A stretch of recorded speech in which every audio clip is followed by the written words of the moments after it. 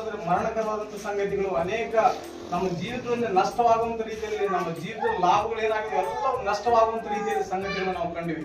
ಅನೇಕ ಹೋರಾಟಗಳು, ಕಣ್ಣೀರುಗಳು, ಅವಮಾನಗಳು, ತಿರಸ್ಕಾರಗಳು ಕಂಡಾಗಲೂ ಕೂಡ ದೇವರು ನಮ್ಮನ್ನ ಭಯಂಕರವಾಗಿ ಒಳ್ಳೆ ರೀತಿಯಿಂದ ದೇವರು ನಡೆಸಿ ಭಕ್ತಿಯ ಉದ್ಯಮದ ಕಡೆ ನಡೆಸಲಿಕ್ಕೆ ಪ್ರಯತ್ನ ಮಾಡಿದ್ರು. ದೇವರು ಯಾವ ರೀತಿ ಅಂತಂದ್ರೆ ಮೊದಲನೇದಾಗಿ 2025ನೇ ವರ್ಷದಲ್ಲಿ ಮೊದಲನೇದಾಗಿ ನಾವು ಬೆಳೆದಂತ ಬೆಳೆ, ಸಮೃದ್ಧಿಯಾದಂತ ಬೆಳೆ, ಭಯಂಕರವಾಗಿ ಒಳ್ಳೆ ರೀತಿಯಿಂದ ಬೆಳೆದಂತ ಬೆಳೆ ಎಲ್ಲ ರೀತಿಯಿಂದ ಫುಲ್ ಒಣಗಿ ಹೋಗುವಂತ ಸ್ಥಿತಿ. NTR ತಿಮ್ಮಾಪುರ ಗ್ರಾಮದಲ್ಲಿ ಎಲ್ಲರೂ ನೀರು ಕಟ್ಟಿದ್ರು. ನಮ್ದು ಒಂದೇ ಹೊಲ ಮಾತ್ರ, ನಮ್ಮ ಕುಟುಂಬದ ಒಂದೇ ಹೊಲ ಮಾತ್ರ ನೀರು ಕಟ್ಟಲಿಕ್ಕೆ ಆಗ್ಲಿಲ್ಲ. ಭಯಂಕರ ಎಲ್ಲ ಬೆಳೆ ಒಣಗಿ ಸಣ್ಣದಾದಂತ ಜೋಳದ ಕಾಳು ಬಿಡುವ ಉಪಾಧಿಯಲ್ಲಿ ನಿಂತು ಬಿಡ್ತೀವಲ್ಲ, ಬಹಳ ನಾವು ದುಃಖದಲ್ಲಿದ್ದೀವಿ. ಇಡೀ ಊರು ತಿಮ್ಮಾಪುರ ಗ್ರಾಮ ನಮ್ಮನ್ನ ನೀವು ದಡ್ರು, ನೀವು ಮೂರ್ಖರು, ನೀವು ನೀರು ಕಟ್ಟೋದಾಗ್ಲಿಲ್ಲ, ನೀವು ಕೈಲಾಗದವ್ರು ಅಂತ ರೀತಿಯಲ್ಲಿ ನಮ್ಮನ್ನ ಹೀಯಾಳಿಸಿದ್ರು, ಅವಮಾನಪಡಿಸಿದ್ರು.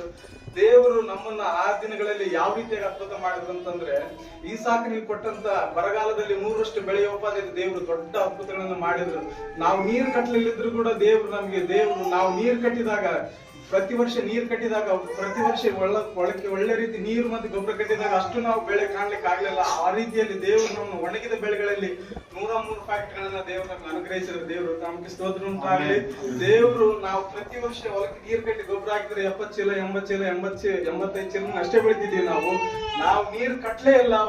ಒಂದು ಗೊಬ್ಬರ ಲಾಸ್ಟಿಗೆ ನೀರು ಸಿಕ್ಕುವು, ಅದು ಸ್ವಲ್ಪ ಮಟ್ಟದಲ್ಲಿ ನೀರು ಸಿಕ್ಕುವು. ದೇವರು ನಮ್ಮ ಬಗಲ ಬೆಳೆದಂತ ಬೆಳೆಗೂ ಮತ್ತೆ ನಮ್ಗೆ ಬೆಳೆಗೂ ಒಳ್ಳೆ ವ್ಯತ್ಯಾಸವನ್ನು ದೇವರು ಕೊಟ್ಟರು. ದೇವರು ನಮ್ಗೆ ಸ್ತೋತ್ರ ಉಂಟಾಗ್ಲಿ.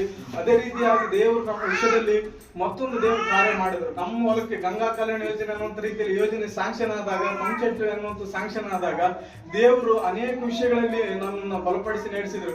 2 ತಿಂಗಳ ಕಾಲ ನಾನು ರಾಯಚೂರು ಮತ್ತು ಸಿಂಧೂರು ML ಸಾಹೇಬ್ಗಳನ್ನ, ಅನೇಕ ML ಸಾಹೇಬ್ಗಳನ್ನ, ಅಧಿಕಾರದವ್ರನ್ನ ಭೇಟಿ ಆದಾಗ ಹೇಳಿದ್ರು ಮಾಡ್ತಪ್ಪ ಅಂತ ಹೇಳಿದ್ರು. ಮತ್ತೆ ಇಲ್ಲಪ್ಪ ಆಗಲ್ಲ ಅಂತ ಹೇಳ್ಬಿಟ್ರು. ಅವಾಗ ನಾನು 2 ತಿಂಗಳು ಅಡ್ಡಾಡಿದ ಮೇಲೆ ಬಹಳ ದುಃಖ ಆಯ್ತು ನನಗೆ.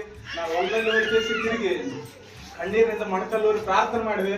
ಪ್ರಾರ್ಥನೆ ಮಾಡಿದ ತಕ್ಷಣ ದೇವರಾತ್ಮ ನನಗೆ ಒಂದು ಆಲೋಚನೆ ಕೊಟ್ಟರು.